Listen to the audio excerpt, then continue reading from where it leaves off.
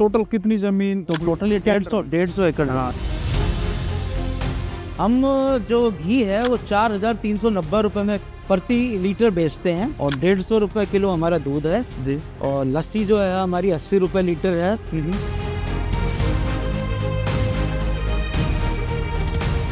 गाय को वो sensor hence कर लेता है कि इस गाय का नंबर क्या है, वो कंप्यूटर में डाटा भेज देता है कि भाई इस गाय ने इतना दूध दिया। गाय को शरीर को कितना आपको कंट्रोल करना है ये देखो, ठीक है ना जी। बिल्कुल सिंपल मैकेनिज्म है। आपको जैसे इसकी टांगों का इलाज करना है तो डॉक्टर जो है दोनों साइड खड़ा हो सकता है। ब्राजील के जो गोपालक है वो आ चुके हैं, पिछले महीने ऑस्ट्रेलिया से गोपालक आए थे। इसका अगर आप टेम्परेचर चेक करेंगे तो रूम टेम्परेचर पे इसमें ऑयल निकल रहा है। अच्छा। और इसमें जो घिसरी है वो क्यों नीम की लकड़ी घिसरी है, उसको साबुन के पानी में डुबोते हैं और फिर इसमें अंदर डाल देते हैं ब्रुश टिश। ऊपर से और नीचे से दोनों तरफ से बोतल साफ हो रही है। नमस्कार दोस्तों, आज मैं हूं देश के सबसे बड़े world class high tech dairy farm पर। यह हाईटेक डेयरी फार्म लगभग 150 एकड़ जमीन में फैला हुआ है। अभी तक हमारे देश के लोग दूसरे देशों के अंदर जाके इस तरह के डेयरी फार्म को देखते थे, वहां पर रिसर्च करते थे, उनके बिजनेस मॉडल को समझते थे, लेकिन हमारे देश का ये एकमात्र ऐसा डेयरी फार्म है जहां पर दूसरे देशों से, विदेशों से लोग आते हैं यहाँ पर सीखने के भाई इस तरह से आपने ये डेयरी फार्म है इसको चला रहे हो आप, इसका बिजनेस मॉडल क्या है, इसको किस तरह से आपने स्टैब्लिश किया था। और साथ ही जो डेयरी फार्म है इसके अंदर आपको गारंटी मिलती है 100% सक्सेस होने की। अक्सर हमारे देश के अंदर हर महीना हजारों की संख्या में डेयरी फार्म खुलते हैं और हजारों की संख्या में डेयरी फार्म बंद होते हैं। तो चलिए सबसे पहले तो अपन जानते हैं इस डेयरी फार्म के ओनर से, इस डेयरी फार्म के बारे में पहले लेते हैं एक छोटा इंट्रो। नमस्कार सर। नमस्कार। आपका हमारे चैनल पर स्वागत है। सबसे पहले आप अपना थोड़ा इंट्रो दीजिए अपना और अपने इस डेयरी का। मेरा नाम कृष्णा मोहन यादव है और ये हमारी जो गौशाला है इसका नाम है गीर अमृतफल और ये गुड़गांव जिले में स्थित है। तो ये कितनी जमीन के अंदर है आपका? ये जो गौशाला है ये 19 एकड़ है जी। फिर एक हमारी गौशाला एक और है जो 17 एकड़ है जी। उसके अलावा 105 एकड़ में हम अपना ऑर्गेनिक चारा उगाते हैं गायों के लिए। टोटल कितनी जमीन? तो टोटल 150 एकड़। हाँ, इस गौशाला के अंडर में 150 एकड़ जमीन है जो इसके यहाँ पर जितने पशु उनके लिए काम आ रही है ना।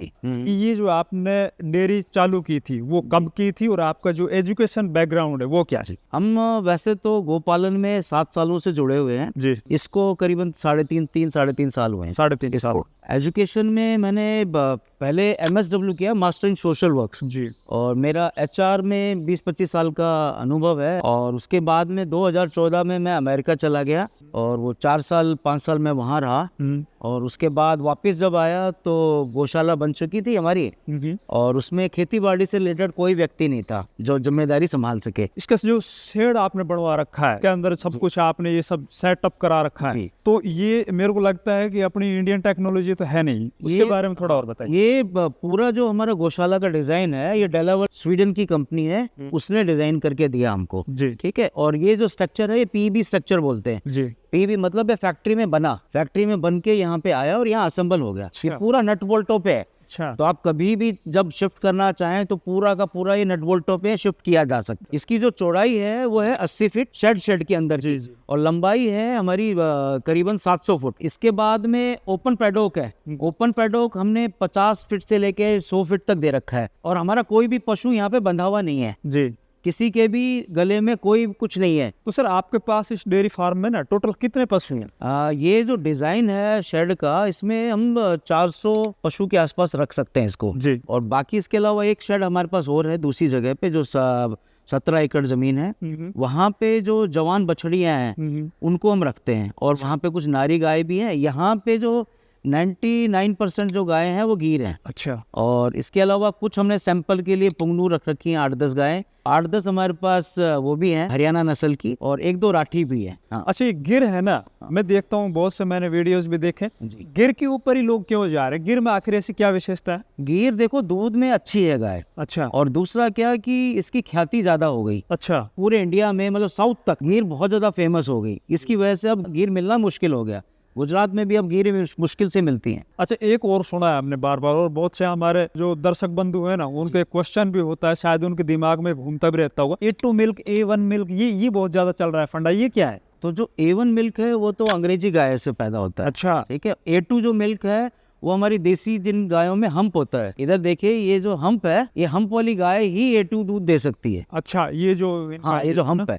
तो ये बात। हाँ, जिसका जितना ज्यादा अच्छा हम्प होगा हाँ हाँ। वो उतनी श्रेष्ठ गाय कहलाएगी। अच्छा। A2 प्रोटीन है। हाँ हाँ। ठीक है, तो अभी हम जो दूध पीते हैं हाँ हाँ। उसमें A2 प्रोटीन की वजह से हम डायबिटीज और बाकी बीमारियों से बच के रहते हैं, लेकिन A1 जो मिल्क है उसमें ये सब चीजें डायबिटीज वगैरह की संभावना ज्यादा है। ज्यादा। अच्छा, ये बीच में क्यों डाल रखा है आपने? ये देखिए करिया पत्ता है, और हमारा करिया पत्ता ये सब गाय को खिलाने के लिए है। करी पत्ता। हाँ, इनको गायों को देंगे तो गाय अच्छा। करिया पत्ता खाएंगी। आपने साउथ की किचन में देखा होगा हाँ हाँ। कि साउथ में जो भी सब्जी बनेगी, जो कुछ बनेगा, चाहे इडली बनी है तो इडली में भी दो पत्ते डाल देंगे। अच्छा। तो ये क्या है कि शरीर की ना न्यूट्रिशन की रिक्वायरमेंट को पूरा करता है और शरीर के लिए बहुत स्वस्थ है। तो करिया पत्ता भी अब एक्सेप्ट किया जा रहा है कि ये सुपर फूड की श्रेणी में आ गया। जी जी। उसके अलावा अगर हम इधर देखें, मोरिंगा है, मोरिंगा भी सुपर फूड है। मोरिंगा को तो आजकल बहुत ज्यादा ट्रेंड है, मोरिंगा और भी इसको सुपर तो फूड है। डॉक्टर भी बहुत अच्छा बताते हैं, बीमारियों में भी काम आता है। तो ये हमने 12-15 एकड़ लगा रखा है।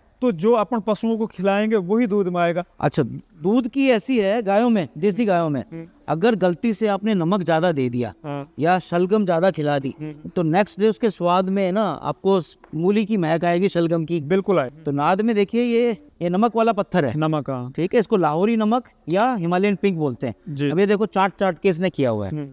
पूरा पत्थर जो है, नमक का पत्थर, इसको चाट के खत्म कर देगी गाय। तो गाय को जितनी जरूरत होती है उसकी शरीर की रिक्वायरमेंट वो अपने आप चाट लेती है। अच्छा, जैसे ये अपने चारा खाने के बाद और फिर साइड में ये बैठ जाती है, तो वहाँ पे आपने मिट्टी डाल रखी है, इसकी जुताई कर देते हैं। इसको बोलते हैं लूज बेड है। हाँ। तो लूज बेड में क्या होता है, वो शरीर आराम से बैठ सकता है। हाँ। इसको ट्रैक्टर के रोटावेटर से हम 5-7 दिन में लूज करते रहते हैं। जी। वो वहाँ पे वो काउ ब्रश है, वो देखो काउ ब्रश एक बार है ना। हाँ, वो देखो काउ ब्रश चल रही है। वो वहाँ पे जाके खड़ा हो गया और वो स्टार्ट हो गया। पशु वहाँ पे खड़ा होते ही वो सेंस कर लेता है कि भाई पशु आ गया। अब पशु अपनी जो शरीर को जैसे घुमाता है, जैसे अपने को पीठ पे खुजली हो रही है तो वो जैसे घुमाएगा वैसे देखो टेढ़ा हो रहा है ना। हाँ हाँ। तो शरीर जैसे पशु घुमाएगा उसके साथ साथ वो मूव करती रहेगी, और पशु को इसमें खुजली करने में बड़ा मजा आता है। मजा आता है ना। अभी देखिए थोड़ा मौसम अभी तो गर्म है, मार्च का महीना चल रहा है जी। जब दिसंबर और जनवरी का महीना होता है बहुत ज्यादा ठंड होती है, उस टाइम पर आप किस तरह से इसको मैनेज करते हो? क्योंकि अभी तो ये सभी दरवाजे खुले पड़ेंगे, तो इसमें कोई तिरपाल वगैरह लगाते हो क्या? तिरपाल वगैरह नहीं लगाते, तिरपाल से कंट्रोल नहीं किया जा सकता क्योंकि हवा जब चलती है ना, अपने एरिया में हवा बहुत आती है। हाँ।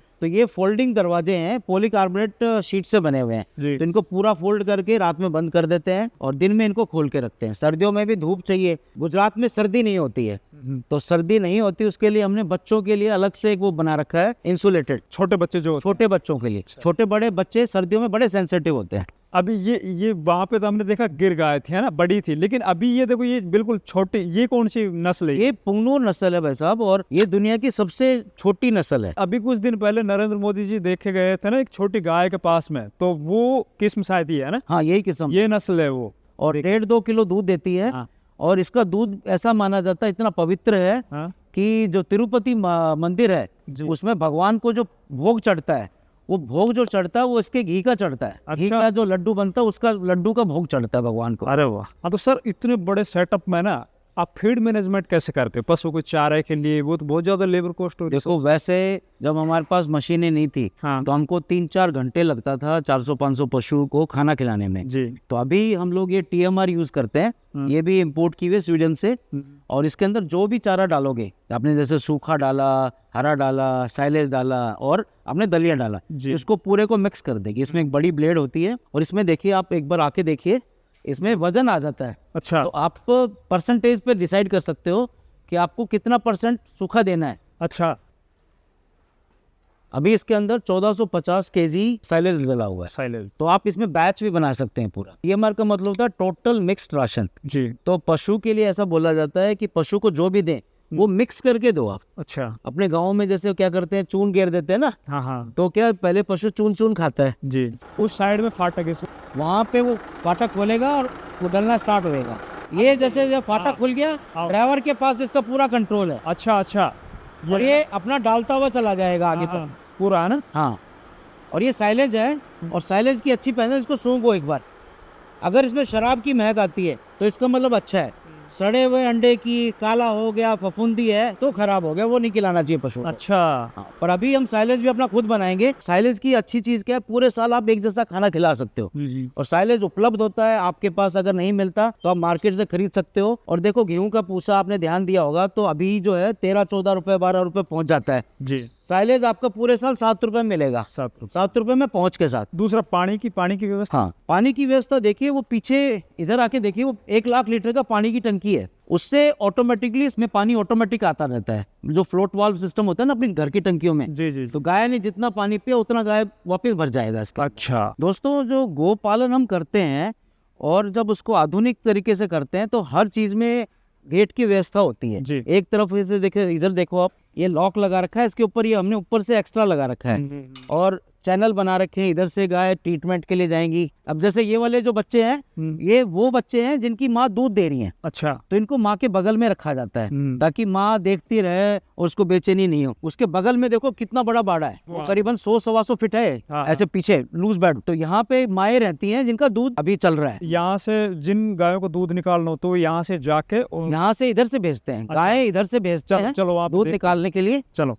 आइए। जैसे ये गेट है, तो गेट से गाय आएंगी इधर से, अच्छा ठीक है, बच्चे जाएंगे इधर से, अच्छा, बच्चे वहाँ से साइड में से है। तो ये गायों का होल्डिंग एरिया है। अच्छा। दूध निकालने से पहले सारी गाय यहाँ इकट्ठी होंगी और उनको बैचों में लाते रहेंगे। तो एक बार में ये 8/2 है, तो एक बार में 16 गायों का दूध निकाला जा सकता है एक बार में। जो लड़के गोपालक काम करते हैं जी, वो तो इसके अंदर चले जाते हैं, इसके अंदर जाके वो अपना गेट बंद कर लेते हैं, हाँ, ठीक है, ताकि उनको सेफ रहे वो जी। और ये अंडरग्राउंड है, तो मतलब उनको लगाए लात नहीं मारेगी, कुछ नहीं करेगी, तो गाय एंटर यहाँ से करेंगी। अच्छा, ठीक है, यहाँ पे सेंसर है, देखो, एक इधर सेंसर है, एक उधर सेंसर है, तो गाय को वो सेंसर सेंस कर लेता है कि इस गाय का नंबर क्या है और किस पोजीशन पे खड़ी है।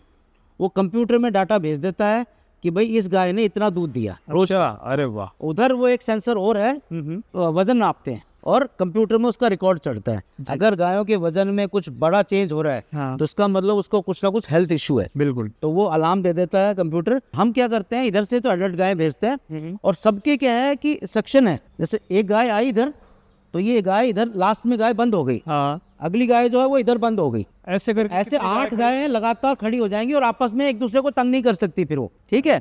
Very good. इधर जो है बच्चा आएगा इधर, हाँ, तो बच्चे को मुंह निकलने के लिए उसको स्थान है, तो हम क्या करते हैं, 4 थन होते हैं गाय के, जी। तो एक थन जो है उसको दे देते हैं पहले 2-3 महीने के अंदर। 2-3 महीने के बाद हम उसको मिल्क रिप्लेसर पिलाते हैं जी, और वो हम पिलाते हैं 3 किलो सुबह, 3 किलो शाम को। और गाय को यहाँ पे खाने के लिए कुछ मिलता है, दूध निकलने के टाइम पे उसको यहाँ पे बाटा दे देते हैं। गाय यहाँ पे अपना बिजी रहती है, बच्चा अपना दूध पीने में बिजी है, मशीन अपना दूध निकालने में बिजी है। सबसे पीछे देखो, बीच में हरे रंग का पाइप है, हाँ, तो हरे रंग के पाइप से पहले उसके थन साफ करते हैं रोजाना और फिर मशीन लगती है। जब भी दूध निकलता है तो हम सुबह निकालते हैं अर्ली मॉर्निंग 2 बजे के आसपास, तो 12 घंटे बाद दोपहर में दोबारा दूध निकलता है। तो हर बार पूरा प्लांट साफ होता है। जो स्टेनलेस स्टील की लाइन है नीचे, इनमें दूध ट्रेवल करता है और अंदर वो जाके बीएमसी में जाके इकट्ठा होता रहता है। और जो वैक्यूम है वो नीले रंग की जो लाइन है हमारी प्लास्टिक की, उसमें वैक्यूम चलता है। अच्छा, अब अपन आ जाते हैं दूध पे। अपना अब पर डे के हिसाब से कितना दूध है ना वो कलेक्शन हो रहा है? अभी हमारा 800-1000 लीटर के आसपास में होता है, हाँ, पर डे का।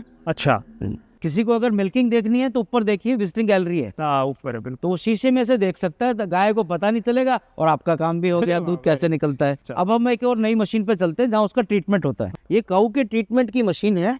इसमें जब गाय को लेके आते हैं अंदर, तो गाय इसके अंदर एंटर कर जाती है। एंटर करने के बाद में गाय का कंट्रोल और करना है। देखो, हाँ, गाय को, शरीर को कितना आपको कंट्रोल करना है, ये देखो, ठीक है ना जी, बिल्कुल सिंपल मैकेनिज्म है। उसके बाद इसमें फाटक बने हुए हैं, आपको जैसे इसकी टांगों का इलाज करना है तो डॉक्टर जो है दोनों साइड खड़ा हो सकता है। अगर इधर इस टांग का इलाज करना है तो वो इस फाटक को खोल लेगा, जी जी जी, ठीक है। फिर आप ये देखिए, ये फाटक है, हर जगह फाटक है, तो आपको जहाँ पे उसका कोई ट्रीटमेंट करना है वहाँ पे आपको फाटक खोलना है वो वाला, फिर इसको आराम से बंद कर दो।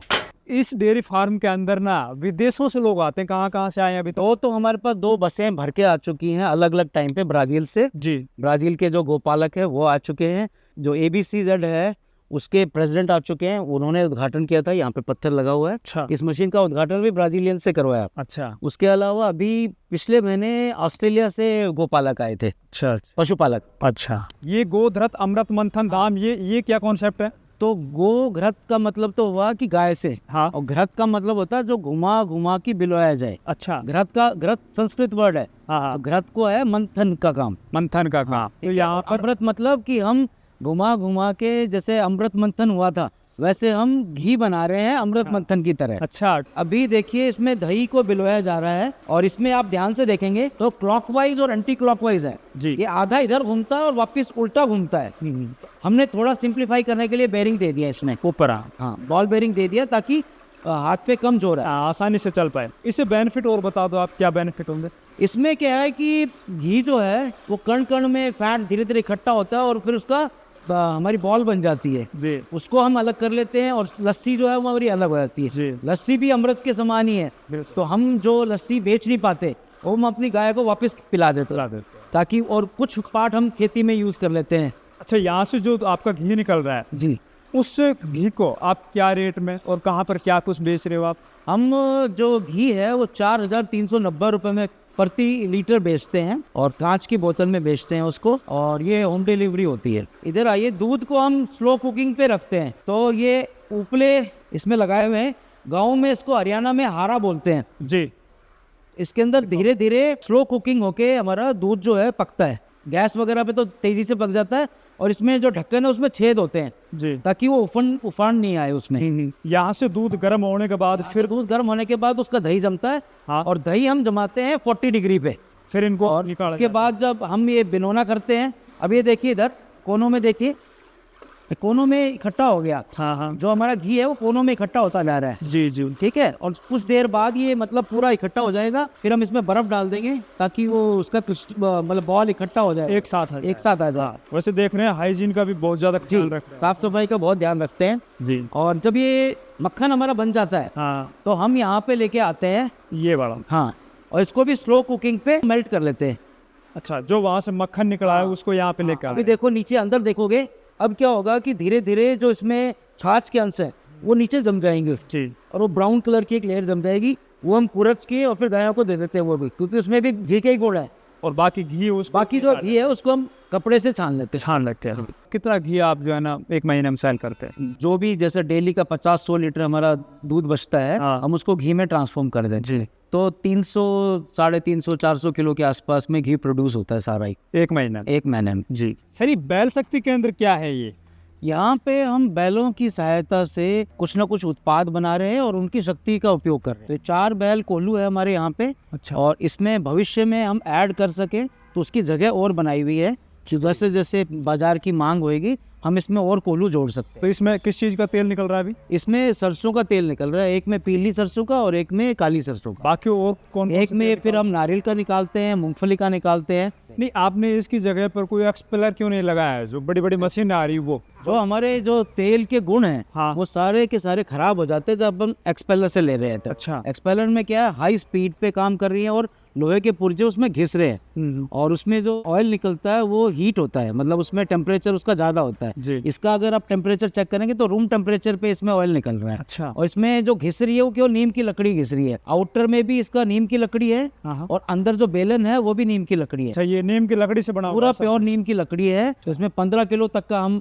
ऐड कर सकते हैं और फिर इसमें 25 से 30% के आसपास में इसमें ऑयल निकलता है। हाँ। हमने इसका बधियाकरण नहीं कर रखा और आप देखो इसकी आंख पे पट्टी कुछ नहीं लगी हुई है। जी जी। जब तक सांड हमारा नहीं बचेगा, उसको काम नहीं मिलेगा, चाहे खेती में काम ले या कुछ है दूसरे का, तब तक हम अपने वंश को या गाय के गोवंश को नहीं बचा सकते। बिल्कुल सही बात थी। और इधर अगर हम देखें तो यहाँ पे हम उनको ट्रेनिंग देते हैं। तो इसमें एक लकड़ी का लठ लगता है, उसमें एक बेरिंग होती है। तो शुरू में बेरिंग नहीं रखते हम, शुरू में इसको धीरे धीरे चलाते हैं और फिर उसको भगा भगा के ट्रेनिंग देते हैं। जब वो बाद में जब काम पे लगे तो उसको चक्कर नहीं आए। तो 2 है ये, दोनों पे ट्रेनिंग मिलती है। सर, अब बात आती दूध के ऊपर। जी। आपका पर डे कितना दूध का प्रोडक्शन है और उसको आप किस तरह से कहाँ पे मार्केटिंग कर रहे हो, कहाँ पे बेच रहे हो, क्या रेट में बेच रहे हो, ये बताइए। तो हमारा जो दूध है वो अंदाजन से 800-1000 लीटर डेली प्रोड्यूस करते हैं। पर डेली? हाँ, दूध हम दिल्ली एनसीआर में बेच रहे हैं जी। और जैसे दूध के कुछ उत्पाद वो तो हम ऑनलाइन भी बेचते हैं जी, ऑल इंडिया कहीं भी। और 150 रुपए किलो हमारा दूध है जी। और लस्सी जो है हमारी 80 रुपए लीटर है। सफेद मक्खन जो है जी। वो 3500 रुपए किलो है और जो हमारा तैयार घी है वो 4390 रुपए किलो है। अच्छा। तो अब हम आपको दिखाते हैं कि हम कैसी साफ सफाई इस्तेमाल करते हैं। वहाँ पे देखिए बोतल ये ग्राहकों से आई है, ये वाली। हाँ, उसको साबुन के पानी में डुबोते हैं और फिर इसमें अंदर डाल देते हैं ब्रुश टेस्ट। वो पूरा ब्रुश टेस्ट ढंग से साफ हो जाता है, उसकी तेल की चिकनाई विकनाई सब साफ हो जाती है। उसके बाद इसमें हम लोड करते हैं तो इसमें गर्म पानी के फव्वारे आ रहे हैं, जो ऊपर से और नीचे से दोनों तरफ से बोतल साफ हो रही है। तो यहाँ पे वॉश होके आएगी बोतल, फिर ये यहाँ पे लाइन पे लोड होगी और फिर ये कन्वेयर बेल्ट है, यहाँ पे कन्वेयर बेल्ट पे जाएगी और फिर ये घूमते हुए यहाँ पे फिलिंग पे आ जाएगी। इसमें बोतल आएगी इनके सामने और ये ऑटोमेटिक प्लांट है, तो इसमें 8 दूध की बोतलें एक साथ भरेंगी, दूध भर के और वो आगे चली जाएगी। उसके बाद यहाँ पे उसमें कैप लगेगा, जो ऊपर का ढक्कन है वो ढक्कन लगेगा, इस पे से आएगा ढक्कन और फिर वो ट्विस्ट होएगा, यहाँ पे ट्विस्टर है उसको ट्विस्ट करेगा।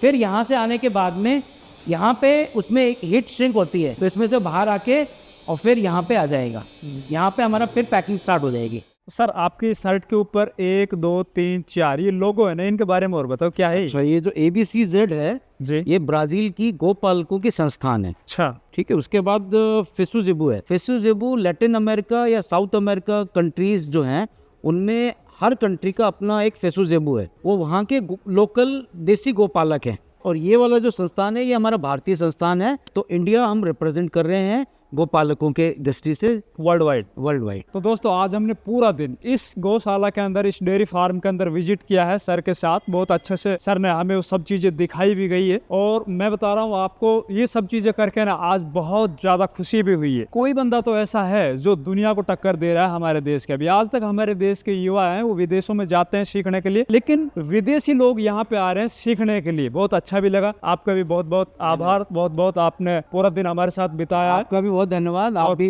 काफी दूर से बहुत अच्छे से। और दूसरी बात, इस भागदौड़ की जिंदगी में कुछ अच्छी चीजें लोगों को मिल रही है, दूध और घी अच्छा खाने को मिल रहा है। तो आपको कैसे ये वीडियो लगा कमेंट करके जरूर बताइएगा। वीडियो अच्छा लगे लाइक कीजिएगा, ज्यादा से ज्यादा दूसरे किसान भाइयों तक शेयर कीजिएगा। चैनल अभी तक सब्सक्राइब नहीं किया तो प्लीज चैनल भी सब्सक्राइब कीजिएगा। धन्यवाद।